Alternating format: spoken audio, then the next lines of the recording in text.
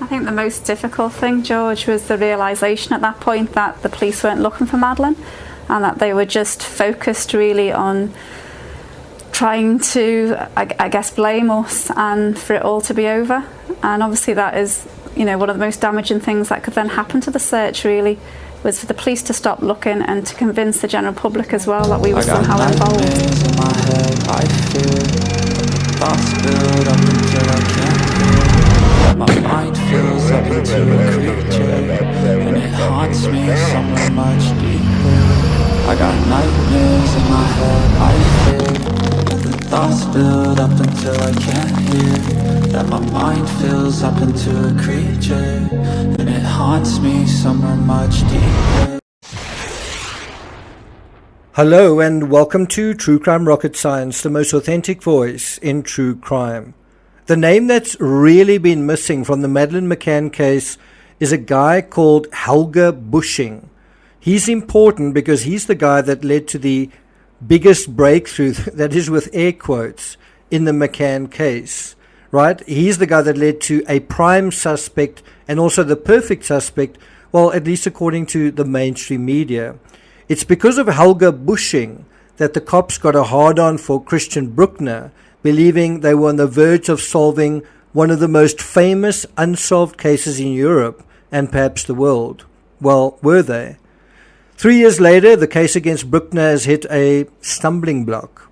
Now that the time is nigh for Brookner to stand trial, to finally stand trial for his crimes, now that all the investigations are done, well, there's a teeny-weeny little problem. Brookner won't be standing trial for anything related to Madeleine McCann. That's strange, don't you think, given 3 years of breathless McCann suspect arrest imminent reporting? Well, I don't think it's strange at all. If you pull back and examine the timing and the context, even beyond Brooknergate, what do you see? Well, you see that in March 2019, Netflix released a huge, enormously expensive docuseries chock full of McCann apologists. Literally all of their previous PR spokespeople were roped in, all of their backers, all of their supporters, and the story that emerged out of that docuseries that was reinforced and repeated again and again, what was it? The pedophile abductor narrative. And then what happens? Barely a year later, a pedophile is identified who was in the area on May 3rd, and so, having primed everyone in this narrative for over a year, is it any wonder that Brookner was seen as the perfect prime suspect? Brookner is the Gary Oliver of the McCann case. The biggest problem with Brookner is that I don't even think he ever abducted anyone, and his youngest victims were young teenagers around 3 or 4 times older than Madeleine. Before we get to the rest of this analysis, if you haven't subscribed to the channel, please do. If you haven't read any of my books, and I've written 5 books on the McCann case, then please do that. I'll put links to those books. It's a trilogy, and then what's 2 books? Duology, a trilogy, and then 2 more books. I wanted to write a 3rd book on Brookner, but I started it. It's called The Beach of Light, but that story is still ongoing, essentially, and so that would then cap off, that would be the second trilogy in the McCann case. In any event, if you're enjoying this analysis, please like, share, leave a comment. You can also hit the thanks button, and let's get started. Now, bear in mind, I have visited Praia de Luge. I have visited the door of apartment 5A. I've tried to reenact where and when and how the abduction took place, and so I've actually put a lot of my personal time into investigating this case, and I do write about some of my conclusions from that trip in my final book of the 5. It's called Deeper into Darkness. Check that out if you haven't already. Now, the part that I find fascinating in a sick way, and I mean it's sick that so many people have been indoctrinated to think this way, because, like a tiny percentage of child abductions are by strangers. They do happen, but it's very rare. Well, it's this idea that a stranger with a sexual appetite would want all the work of looking after a 3-year-old. Someone who's not only prepubescent, but miles away from being even pubescent.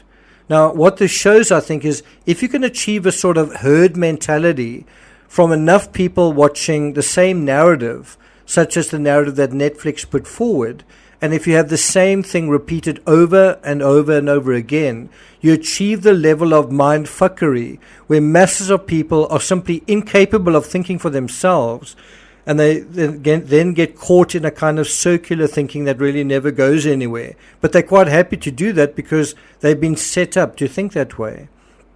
And so if you think about it, they're not actually capable of thinking sensibly or reasonably or rationally, because they're kind of caught in kind of this cycle of circular thinking. And they've simply stopped thinking really in a proper analytical way, a scientific way, and instead they've given themselves over to groupthink, which is essentially, as I say, repeating the same thing ad nauseum, pedophile abductor Christian Brookner, over and over and over again. Well, what do you think was the abracadabra besides Netflix waving its magic wand in March 2019 and the prime suspect magically appearing after that in June 2020, incidentally, just as Amaral predicted? Well, what was the abracadabra besides that? It was Brookner apparently observing to Helge Busching that Madeleine didn't scream when she was abducted. That was the thing that kind of drove everybody crazy. Now, according to the Times, quote, Busching said that the pair discussed Madeleine's disappearance at a festival in Orgeva, southern Spain, and that was in March 2008. Essentially, just less than 10 months after the incident. He said, I sat in my Mercedes and looked at Brookner in the rearview mirror. And this is what he told Bild, a German newspaper. And he said, that was tough for me after all I knew what he'd done and that this guy was extremely dangerous. He said, he asked me, are you not heading to do business in Portugal anymore? No, I replied, not since that girl disappeared there. There are too many police checks and I don't need to deal with all of that right now. Now, what does that tell you? It tells you that this guy, Busching, is also someone who's not exactly got a clean record himself. He is not pure as the driven snow. And bear in mind, Busching is pals with Brookner. And so he may not be today, but the fact that he was then, and Brookner was a burglar, and yeah, they're talking about, well, I'm not going there because of the police checks. What does that tell you about the kind of character that Busching actually is? Anyway, he goes on to say, we got into the subject of Maddie, and I said, anyway, I don't understand how the little one could just vanish without a trace like that. Christian had drunk 2 or 3 beers, and then he said, well, she didn't scream. Voila. It must have been Christian who did it. And that was the clicking going on in Busching's mind. And I wonder whether Busching didn't have 2 or 3 beers as well. It's actually an excellent observation, this observation that Madeleine didn't scream. Now, if you want my opinion, both Busching and the German police thought they were going to get medals, gold medals and noddy badges in the aftermath of the Netflix series. And it's very important to mention that after the Netflix series, when everyone is primed to be looking for a certain kind of criminal, and everyone is aware of just how huge the McCann case is, and then suddenly someone feels like, I've got the answer. I can solve this case for you. I can be the savior of Europe. And so when Busching thought about Brookner's comment that Madeleine didn't scream, he took it to mean that Brookner knew that Brookner was there, right? And that this was his first-hand experience. But it's also patently obvious to people who know about this case that Madeleine didn't scream. We know because the twins were asleep in their cots when Madeleine was supposedly found missing from her bed, and also that the Smith sighting indicated a child that was not conscious. Having said that, children like Charlotte Sena and Cleo Smith have been taken without anyone hearing anything. And I suppose you could argue, well, Brookner said this in March, and that was before any of this information became public. But the other side of it is that it was never reported anywhere that Madeleine screamed. Otherwise, it would have been reported somewhere. And so where we are now is, you could ask, why has the case fallen apart? Well, because after 3 years, the star witness in the case against Brookner, this guy, Helge Busching, the guy who came up with the story, well, he's on the verge of withdrawing his evidence. Also, he made claims and comments that, when tested, didn't really pass the smell test. For example, he was saying that certain things were in a caravan and there were videos, etc. And when the police tried to verify this, they weren't able to. And so literally what was going on was, he would say things and then the police weren't able to verify them, and then he was kind of in a corner. Well, can you prove what you said is true? And so there have been problems with Busching's evidence. Interestingly, the know-it-all German cops, who seem to know better than their Portuguese counterparts all along, they've now reached a point where their case against Brookner has stalled, certainly as far as it relates to Madeleine McCann. Why? Because they say Busching is wobbling as a witness. It seems like he's no longer willing to put his money where his mouth is and say these things while on the stand. The Portuguese actually had a nickname for Busching all along, calling him Helge Bullshitter. Well, it seems to have taken the German cops 3 years to figure this out.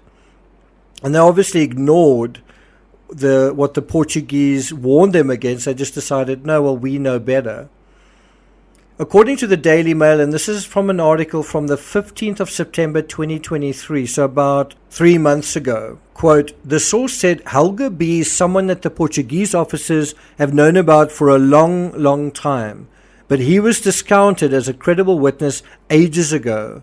He was always seen as a Walter Mitty character who could talk bullshit all the time, hence the nickname. They warned the Germans he was a bit of a fantasist and that he was flaky and how he'd say what you wanted to hear. But for some reason, the German detectives latched onto him. Again, why was this the case? Well, because of the Netflix documentary that had preceded all of this. To go back to the article, quote, they pinned pretty much the entire case on Busching's evidence, on this bullshitter's evidence, on this flaky, wobbling star witness's evidence, despite being warned that he wasn't to be trusted. Now, with him looking to back out, their credibility, meaning the credibility of the German police, has been totally shot to bits. Mr. Busching gave Brookner's name to British police in 2017, around the 10th anniversary of Madeleine's disappearance. Now, when you really dig into the history of Busching, it turns out that this is actually the third time that he's come forward with information on Busching. Just as in the Gary Oliver case, there's a guy that's come forward repeatedly saying, I know who killed John Benet Ramsey, and then nothing really happens. I've got the breakthrough to this case, and then nothing really happens until some sucker gets sucked into all of that bullshit, right?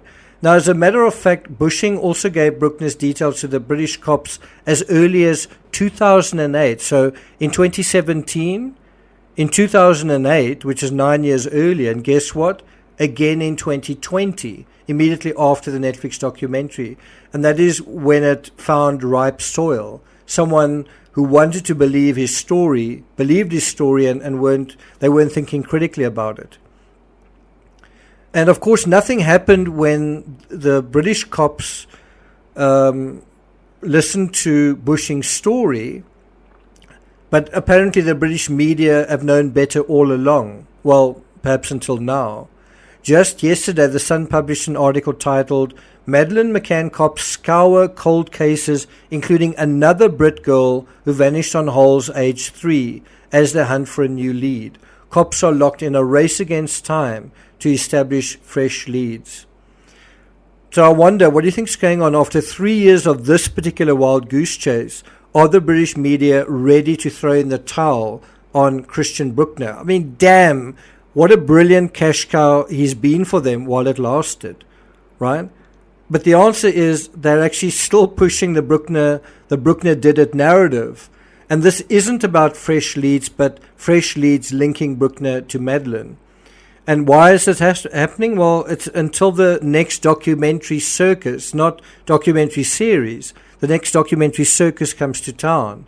And until that happens, this is still going to be the biggest show, bullshit show in town. So might as well milk it until then, even if there aren't going to be charges or a trial. Let the trial by media continue. That seems to be the attitude.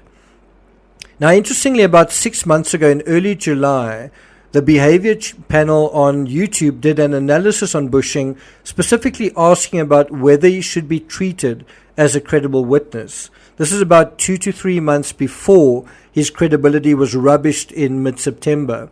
Now, I did watch some of the analysis. I'm not sure whether you have, but I can't say for sure what their assessment actually was at the end. Did they find him credible? Didn't they? What was their assessment at the end of the day? Do you know what it was? It does seem clear now that Busching isn't credible, was never credible, and that the whole Brookner prime suspect thing has been a case of people repeating what they wanted to hear and found someone who told them what they wanted to hear, at least until it came down to the actual nuts and bolts of it being tested in a court, which is when it has fallen apart. And so now everyone is having another reality check. It is strange that it's taken some people, and many in the mainstream media, 3 long years to sort of realize they've been duped, and maybe some still haven't, and that Brookner really isn't the prime suspect he was held up to be. Can I tell you, I told you so? I've got to also say, when I saw this headline in June 2020 from The Guardian, Madeleine McCann, police identified German paedophile as new prime suspect, the word that stood out to me was new. Just as in the Ramsey case, there have been half a dozen or a dozen prime suspects at one time or another in the McCann case. So when the media says bombshell breakthrough, we've got a new prime suspect, the fact that there have been so many prime suspects that have gone nowhere should be something that is contextually going on in your mind, and you should treat the latest prime suspect with caution, because like all the others, this one might go nowhere. And isn't that exactly what has happened here? In the McCann case, the first prime suspect was Robert Murat. Then it was the McCanns themselves. Then it was a Russian. And then it was someone else and someone else and someone else. It's quite interesting that as long as 6 years ago, the British cops have known about Busching, and thus Brookner, and discounted him, and the Portuguese cops have known about him all along. So what's changed? As I said earlier, I would say the Netflix documentary performed a successful mass mindfuckery.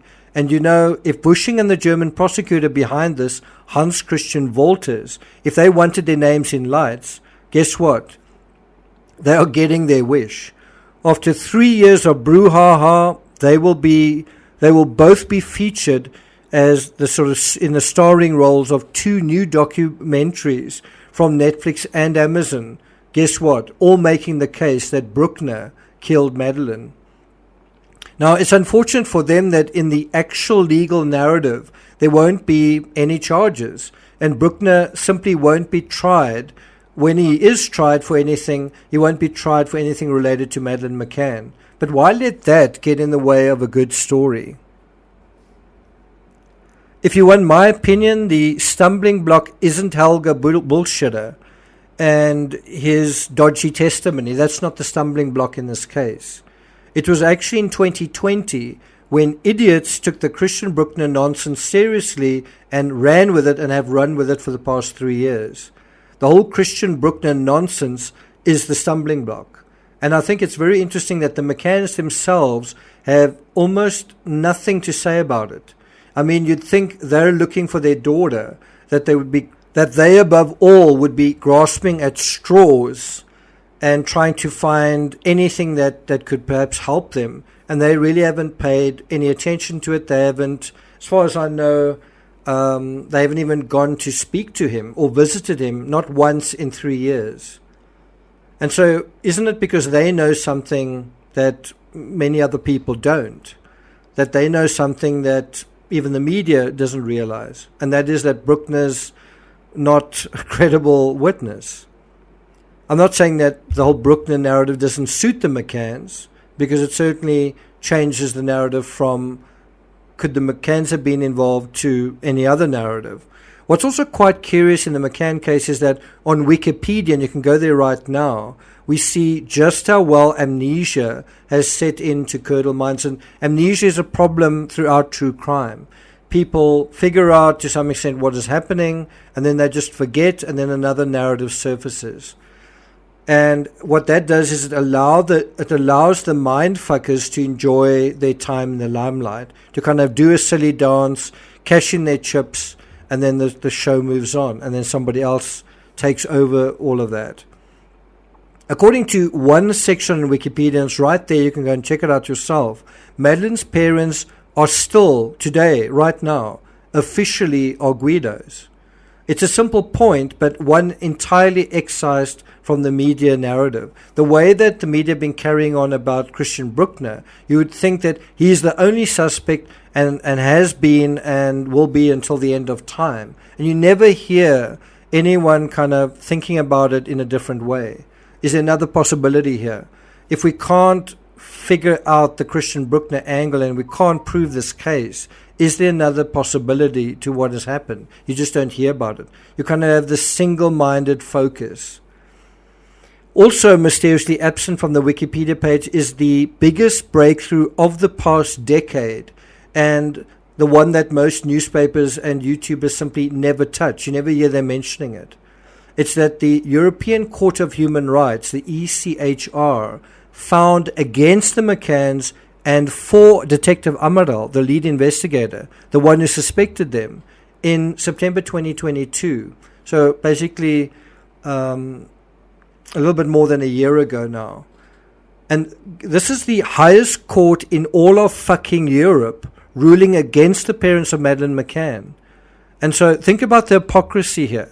You have a court case that is actually heard, a court case that is actually finalized, and the media refuse to touch it. Meanwhile, you have years of promises of a court case, promises of charges, and then ultimately at the end of that, a flaky witness.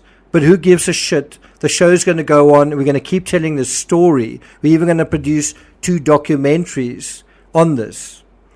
And that is why it feels like there's so little authenticity in true crime and in some high-profile cases. Do you see how it's an allegory, all of this, what's going on in the McCann case, to the grand jury indictments in the Ramsey case? That's also never spoken about. Only in this case, there's no excuse for the media in this instance not to know about this because it's public knowledge. It's not something that was secret and unknowable for X amount of years. It is something that is public knowledge, and it's out there. It is already out there. You can Google it in selective media. In September 2020, 2022, Reuters published a story, European Court Rules Against Parents of Missing Madeleine McCann. Of course, to cover this side of the story, the vilified Amaral, the Detective Amaral, who's been the scapegoat, well, he's suddenly vindicated for his unpopular views on the McCanns by the highest court in Europe. Now, how can the mainstream media look itself in the mirror and explain that? How can they account for over a decade of bad reporting? Because if they did, think about it, wouldn't they lose all credibility? Wouldn't they lose their integrity? And at least in regards to how they've handled the Madeleine McCann story. And so isn't it far easier just to keep kicking the can down the road and hope their readers don't start thinking for themselves? Thank you for listening, and I'll see you guys next time.